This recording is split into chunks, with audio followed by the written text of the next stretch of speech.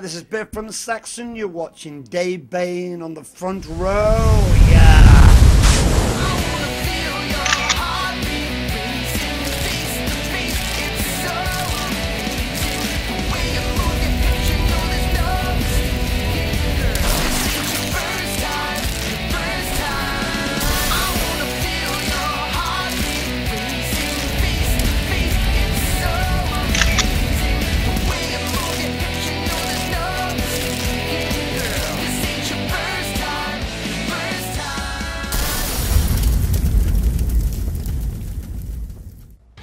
Hi, this is Dave Bain and welcome to another episode of The Front Row. Tonight we are featuring a rock opera based on Mary Shelley's Frankenstein, and here to promote it we've got Irene Jericho and Robert Bradley.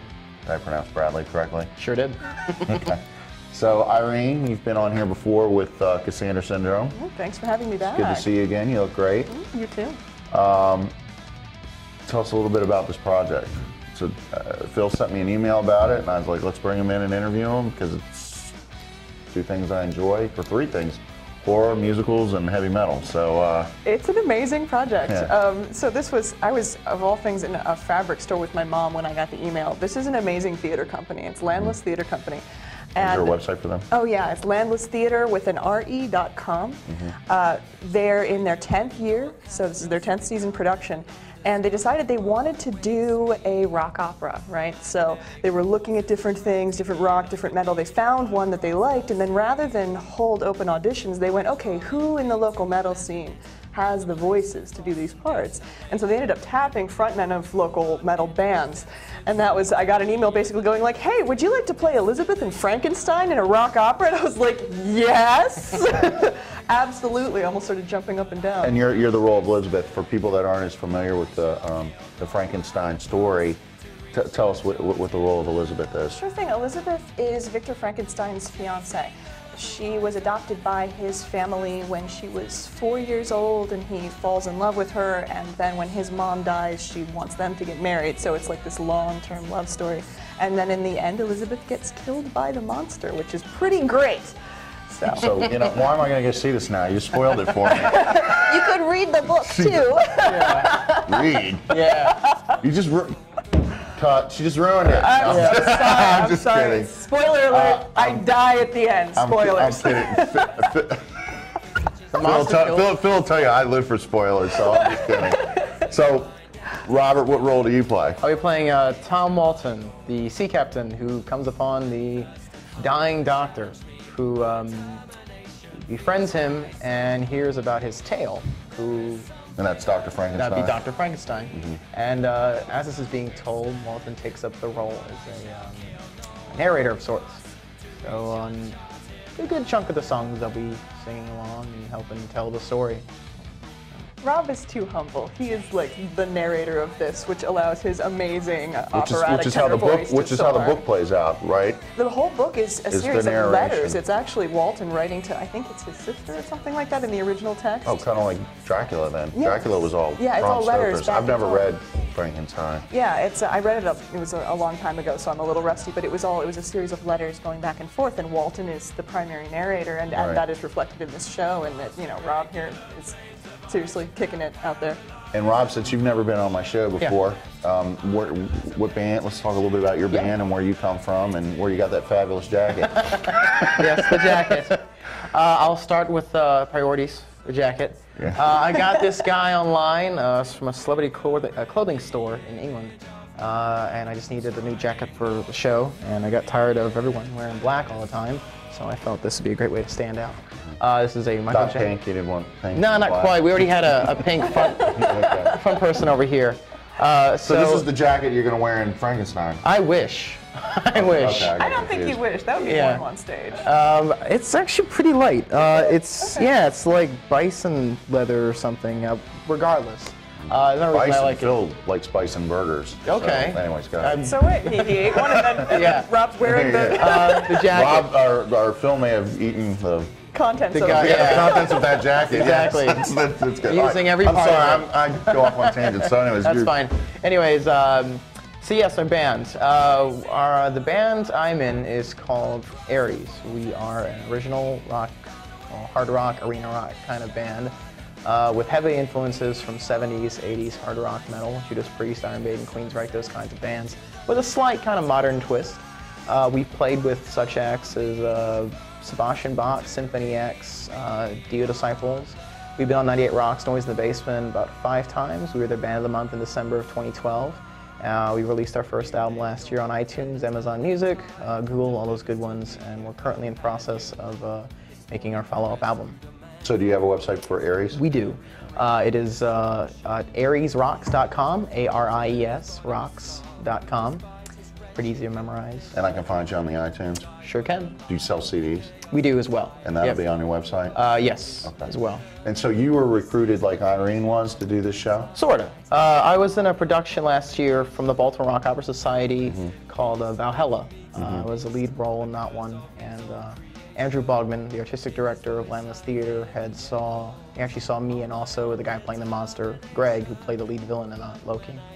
After seeing our production, when you say the monster, what are you referring to? Oh, the creature. The creature is Frankenstein. Dr. Frankenstein's creation. That's the big misconception is people call the monster Frankenstein. Exactly. Yeah, and it's not. The creature has no name. It has no name. That's why it's just the monster, the creature, whatever. So super nerds like us know that, but for the general public. For everyone playing along at home. So when you call Frankenstein monster Frankenstein, it's incorrect. Yes. Okay. So I want to make that clear when you're saying the monster, so some people may not have. Yeah. So Greg Bowen is playing our monster, our creature. He is terrifyingly. I was about to say that terrifying guy when he's playing a villain, but ironically enough, one of the nicest guys you'll ever meet when he's not on stage. Yeah, he's like a super sweetie, but then he goes into character. So he's more and like Herman Munster Frankenstein. Sort of, but like, you know, remember when he used to reprimand Eddie? Now Eddie. Yeah. You're right. But yeah, guy is a frightening dude, and for some reason, in just about every rock opera I've been in, I've been paired with him, and I have to see that crazy face of his, and it is so hard to keep character. And this is the 3rd time in a row I will have done that with him. Yeah, at the end when he kills me, it's legit scary. Every now and then, it's pretty frightening. Okay, just again, with the spoiler. I mean, didn't we talk about this? What if somebody's just coming in the middle of the interview? Now you got to spoil it again? Yeah. They'll get to watch me die. That could be fun, you know? Yeah. Some people are into that. I don't know. All right. So anyway, so you were in a production with the guy who plays the monster. Yes.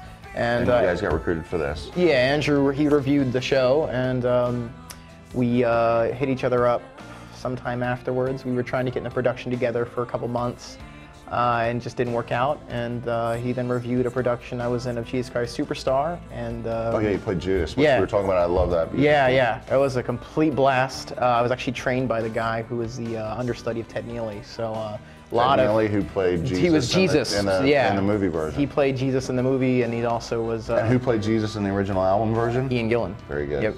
Look at you two. I did my research when I got in the. Yeah, that's why Jesus is such a hard role to do, because it was written around like one of the premier screamers of the day. So definitely did a lot of research, and it was very close to home since the whole Rob Halford thing is totally up my alley. Yeah, after he reviewed that, he asked me about Frankenstein, and I was totally in. And who else rounds out the cast? We talked about who the monster is, and then you die in the end, and you play the sea captain. And, and who else do we have in the cast? Well, we have the Doctor, being played by Andy Bogman. Yeah. Okay. He'll be. I'm not sure if he wants to call it Andrew or Andy, but we'll. I just covered both. Let's call him Andrew Bogman. I think that's what his artist page on Facebook says. So Andrew's playing Victor Frankenstein, our anti-hero? I don't know. Our protagonist. You know, everyone's. At the end of the show, I've realized everyone's. Maybe we should look that up on Wikipedia. Yeah. I think he'd be called a protagonist. Well, in our version of it. One of the interesting things is that like he's not a very sympathetic character, even though he's the lead character, and that he creates this creature, runs away in horror from his own creation, and then the creature goes bad because his father has abandoned him, and you don't really find. I don't know. I don't find him as really. We're all kind of a bunch of jerks, basically. Yeah. That's the best way to describe the character. The captain's a jerk. He's driven yes, by I can't. Yeah. Unless you want to spoil that. No. No more spoilers. Yeah. I just know that you're a jerk. Yeah. All of us are. I'm not. if I really thought about it, I could probably You could find a way. probably find something. Yeah, if I really That's thought what I do with about my it, too. character. I was like, wait a second. If you think about it, he didn't do that. So there's 4 people in the whole production? Yeah. There's 4 singing roles. Singing roles. Okay. And then there is Justine, who plays the maid of the Frankenstein household, and she's put on trial at one point in time. She has the one spoken role. The only thing that happens that's not someone And singing it is is a that mouthful. actress. Okay. Yes. She's impressive. Yes. And this is rounded out by a band? A really good band. What's your relationship to somebody in the band? Oh, one of the band members is my bassist. That's Jack Sossman. He is the musical director of this show, so he leads the band. He's playing rhythm guitar for this, though. He's an incredible multi-instrumentalist. Multi-talented dude, actually. He also did the fight choreography and the production I was in with Greg. He is just a man of many talents, photographer, just you name it, he probably has dabbled in it. Yeah, and probably dabbled fairly well Yeah, at that. yeah, talented So dude. it's great. It's a nice big band. It's a rhythm guitar, lead guitar, bass, keys, drum kit. This is a rock show. And if you were going to describe the type of music, how would you describe it? I mean, I said heavy metal, but that can be, I mean, it's not hair metal, right? No, I mean, and what this is kind of very, metal? it's very Breaking the chains. melodic. It's like progressive metal. It's melodic, and it also rolls between, because we do have like a love thing that happens. So we go everywhere from sort of this softer rock love song all the way to the end of progressive metal, where it's big and heavy and loud and powerful, and that's what makes the show so awesome. Is the music runs the gamut between. And I think also Justine, I'm really bad with last names, but she's being played by Devin Gaither? Gaither, that's what it was. I'm terrible with last names, but I want to make sure we mention her, because Yes. what she does, even though it's a one speaking part, the amount of memorization she is doing in that role is incredible. The language from 1818 is nothing like what we use now, and that part, her whole trial testimony, is taken directly from the original text. So it's pretty intense. And then on top of that, she's on stage a lot. So Yes. So she as a definitely- maid, she's ever present throughout the show. Yeah, she's pretty talented too. Very talented. Absolutely. All right, I have a couple more questions about characters, and then I want to ask you about the composer and where it comes from. Now, Okay. there's no Igor or Igor in this movie? With a No. hump that moves? You know, we could use some company. Are you volunteering? Yeah. And my other question is, I want to make sure I'm pronouncing it right. It's not Frankenstein, it's Frankenstein. We think so. I think so. I mean, yes, it's Frankenstein. But we're all going to end by putting on the Ritz. That's how it's going to. Just stole my last joke. You know, you're a very disruptive young woman. You realize that? This is why I'm in metal. I can't behave myself in classical. Jesus, you're giving me spoilers. You're taking my jokes. Yeah. I'm here because I love you. All right, so tell me about the composer and the musical director and how this all came about and all that stuff. Who wants to take that question? Do you want to? I've been talking a lot. Sure, I can take that one. Richard Campbell is a ridiculously talented guy, almost like overwhelmingly talented. He didn't just write this really complex opera, he played every single instrument on this album. And it's not easy. The best way I can describe the opera is like Jesus Christ Superstar meets Symphony X, with a little more Symphony X than Superstar. And people tell me I look like Russell Allen. That's right, Russell Allen. There you go. It's intense music. When we were learning it, it was almost like every 5 seconds you had a time change or you had a key change of some kind. And I think one of the biggest surprises I had in this was finding out that our band could actually handle the material well.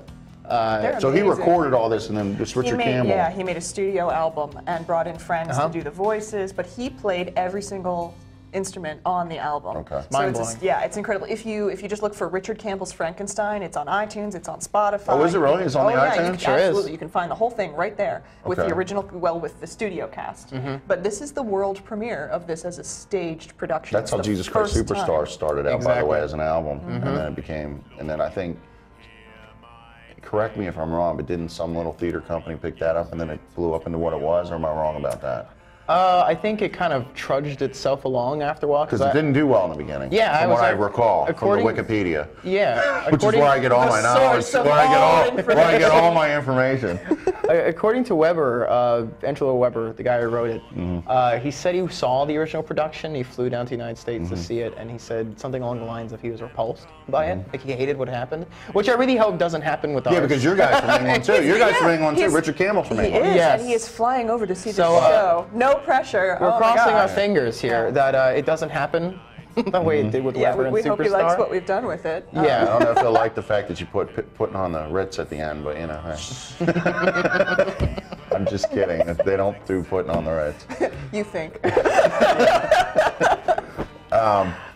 So, how did you guys come to find out about this? This guy did this thing in England. How did it come to your all's attention or to your musical director's one? attention? Yeah, sure. So Andy Bachman, our artistic director, was floating around on Spotify looking literally with the search words rock opera. Is he the same guy that plays Victor Frankenstein, yep. So he's the Okay. artistic director. He's also it's interesting, our direction team is a husband and wife team, which is really fun to watch in action. That's really kind of neat. That's like your band is a husband and wife team. Yeah, we are. It's always, I think that's actually part of why I enjoy watching their dynamic so much, is it reminds me of my husband's and mine a little bit. Are we that bad? No. They're awesome together. They have a nice vibe. But no, so Andrew was looking around online for rock operas, and he actually came across, it was a production of Orpheus that Richard Campbell had done, and then he What's Orpheus? Orpheus is the story of, oh feel like I gosh, should here we know go. this. Yeah, so I should know this too. Orpheus loses Eurydice to Hades. She dies, and he goes to the underworld to bring her back. That's right. And there's a thing where he has to lead her out playing, I think Yeah. it's a flute or something, and if he Yeah. looks back, she goes away forever. Right. And he, of course, looks back because he's an idiot, and there's a whole, whatever. Does she turn into a pillar of salt, or that's a lot? That's a lot. We're mixing our mythologies here. All right, My so guys, humanities teacher's going to be so mad if she sees this. Like, well, you've forgotten everything. I'm sorry. so Victor Frankenstein is looking, or his name Andrew Bachman? Andrew, yeah, Okay. so he was looking online. He came across the Orpheus first, but then was listening to the Frankenstein one and realized that one would lend itself to staging a lot better. And he contacted Richard Campbell, and they basically did all of the sort of the early work on this over email, which is really neat in terms of figuring out what needs to happen when and developing a libretto, which is the lyrics and then also stage direction. So they put this together very much collaboratively, but once again, going across the pond, So it was really cool. Did you guys change anything from the original recording, or There are you some doing, little things or are that you are doing different. it exactly the same? There are some little things that are different. They've given my character a little bit more music. We added that monologue for Justine was added in because Richard Campbell and Andrew both felt that the trial scene was a little bit sort of glossed over in the original recording, so they wanted to amp that up. There are some changes from the album. A lot of Alton stuff. He initially, Yes, and you, oh my goodness. He Yeah. had a lot changed. He had 2 songs initially, and then it changed to basically being on almost every song. And is that because you're a diva, or it lent itself to the No, show? I admit. You say, I'm not doing this unless I get more songs. Yeah, right. That's exactly what happened. I'll own that. No, it was more of a case of when I got the libretto, I read the kind of range requirements of my character, and it was like, I said Walton goes to like a B4 or something, and typically like the more kind of like Judas Priest or Halford notes or like in the 5th octave. So I suggested, like, yeah, if you guys want to add some stuff to it, do like a Carl Anderson kind of thing to it. That's the guy who played the movie role of Judas. Right. He recently died, didn't he? Yeah, he died like a couple years back. No, I thought this year, or maybe I'm wrong. No, he died around the time Corey Glover was Judas. So that would have meant about 2007 or 6. Corey Glover from Living Color, yeah. Awesome version. Blowing my mind. I'm a very big And fan Living of that. Color was discovered by who? Yeah, I don't know that one actually. Mick Jagger. Okay, good. Really? I did not know that. No, They opened for the Rolling Stones.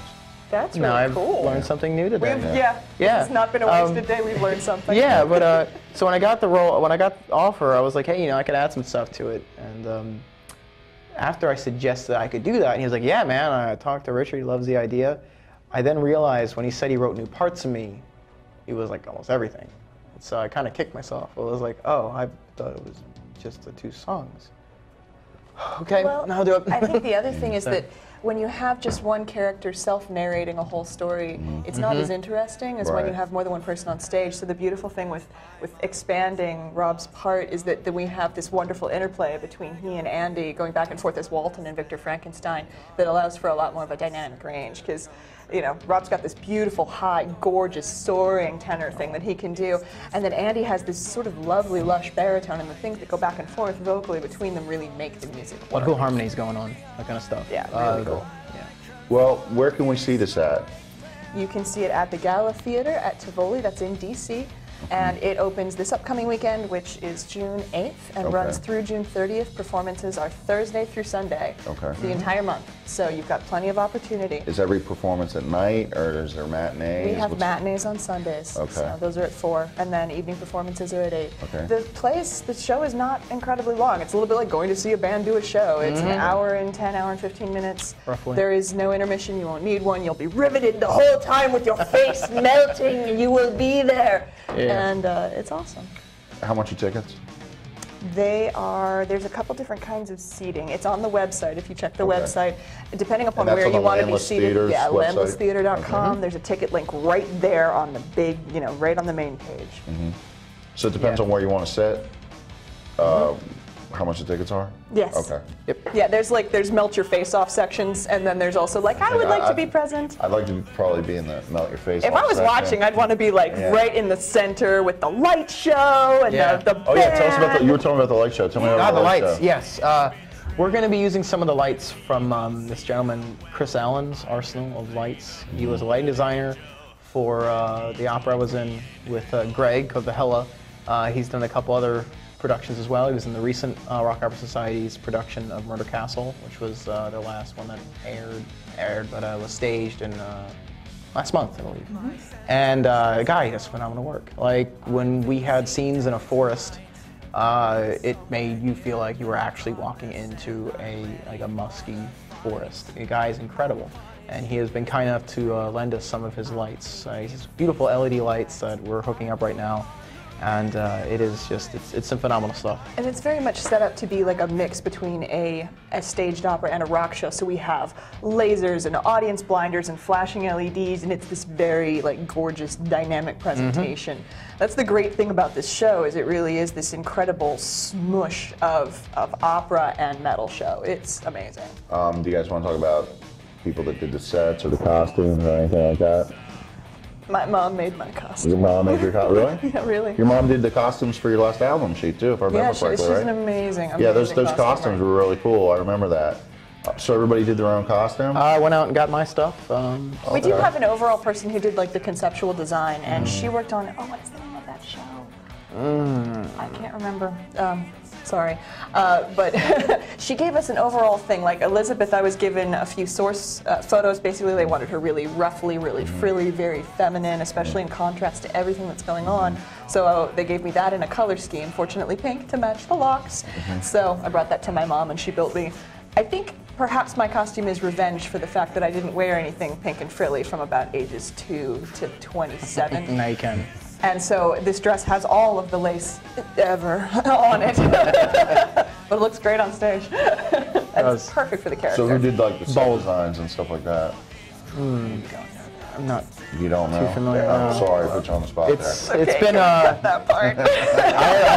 I've been spending this entire time memorizing the tremendous amount of work I got to do. We're good on the music Yeah, side and the direction side. we're fine with that. Okay. We know the lights. Yes, I'm buddies with Chris, so We're just you know. singers. We're just singers. Yeah, I don't know anything else.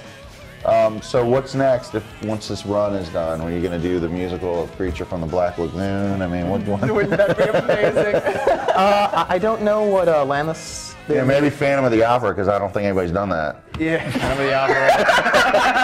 That hasn't been touched at all. Never I heard don't of think that that's been done. Yeah. What's that? I never heard of it. I mean, Something about a ghost. I don't know. Yeah, Are you going to do like another horror opera rock thing? I don't know what Landless's immediate plans are going to be for upcoming rock They have operas. the mashup coming up Yes. next, which is they do this big showcase every year, which is an Mash? opportunity. What, is that where y'all do the monster mash? I mean, Right. It would be, they actually do. It's actually kind of a Where you neat do thing. scenes from different things they've done? They give playwrights the opportunity to stage and perform their weirdest, most peculiar stuff. Landless specializes in kind of unusual theater. They bring stuff that no one else will touch to the masses. They Oh, really? seek out things that are legit Yes. unusual. They're very bold. Like what's something else they've done before that? They did Evil Dead the musical. They Yeah. scored that and wrote the I whole read thing. about that. That was Yeah. them? That was them. Out of here? Out of Yeah, DC? that was out of DC.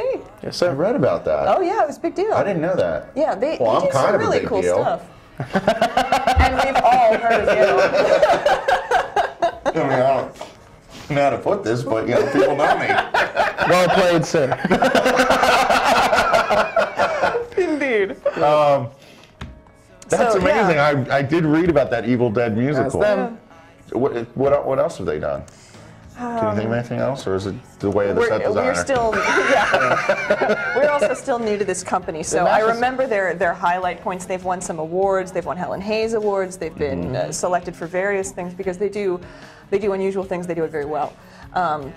It's an honor to be a part of the company. But for them, the mashup's coming next, so it's a whole bunch of really odd stuff from different playwrights that get staged and put on. It's an opportunity to test drive your strangest material, which I think would be really fun to watch. So It's going to be next for actually them. a lot of the nights when we're done our run, the mashups will then begin that same night. So I think there might be some deals where if you want to stick around, you get like a discount. But there's some really cool ideas. Like I can't spill any of what they're going to be doing. That's fine. Yeah, I'm good friends with. You're not a spoiler like the troublemaker. I try not to be. But I'm friends with one of the actresses in it, Melanie Kirsten. She's in the Mashup Festival. Very talented actress, really good singer too. Point being though, as we've been hanging out, she's been kind of spilling a little bit of what they've been doing, and it is some hilarious stuff. Like I'm not a very big fan of theater, but from what she's told me, like most if it doesn't have like any kind of like high soaring vocals like Superstar One Out. It's just not really my thing. More of a metalhead. But when I heard about that, I was just I'd see that. I'd pay to see some of the stuff they're going to be doing. It's pretty hilarious. Well, it looks like we're running out of time. Yeah. You've already told us about what's coming up for you next. Yeah. Irene, I wanted you to be able to tell everybody what's coming up for you and sure Cassandra thing. Syndrome before Absolutely. we run out. What's up? Cassandra Syndrome is in the very end stages of recording our third album. That one, you know what? I'll do that. I'll release the name here. It's called The Shadow Requiem.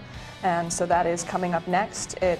We're very excited about it. We've got the same production team that was in last time, and they are fantastic. That's Jeremy Rogers and Lana Ureta. They do a wonderful job. So yeah, look for that one end of summer, early fall. And your website again? CassandraSyndrome.com. Okay. Well, it looks like we're coming to the end of our time here. Thanks for coming in. Thanks for having us. Am going to come down and check out your show. I can't come this weekend because I've got some other events I have already committed to, but I'm going to try and make it in the next couple weeks. It's all in June. You got time. Yep. I'm actually really excited about it because I think it's an interesting concept.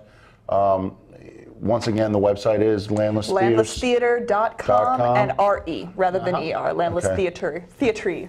Yeah. Okay. Theatre. I don't know why it's spelled that way, but I've More seen historic. All right, Yeah. so Yeah. I guess that's it. I'm Dave Main. You're watching The Front Row, and I will probably see you in the front row at one of those showings of Frankenstein the Musical. Is that what it's called, Frankenstein the Musical? Just called Frankenstein. Frankenstein. Yes, All right, Frankenstein. at Landless Theaters. See you soon.